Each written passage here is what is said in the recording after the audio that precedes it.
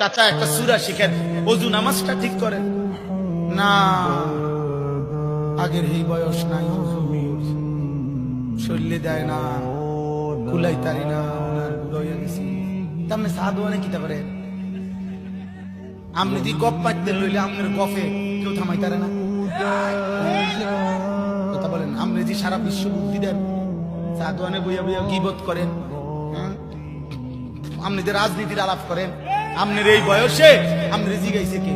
দেশ জেনে যা কাইতক নলে শীতক আপনার বিধান। আপনি না বলে জান চলে না, কথা বলেন না কেন? আপনার না বলে জান চলে না, তো আপনি বেনবেন করেন কেন? চা দোকানে বইবে গপ মারেন কেন? এটা করলে পারেন। দুনিয়া সব ভাত খাইছে মাত্র, এখন আবার আপেল খাবেননি, ও দাও 2 পিস দাও। মালটা খাবেননি, ও খা। আনার খাবেন, ও খা। চা দিতামনি, ও চা দাও। বন দেয় আরেকটা, ও বন দাও। 10 টাকার বুট দেই, ও বুট দাও। কারণ দোকানে তো থাকতে দেই দিব না, না খাইলে। আপনি দুনিয়ার সব বোঝেন, আখিরাত বুঝেন না কেন? আপনি কবর বুঝেন না কেন?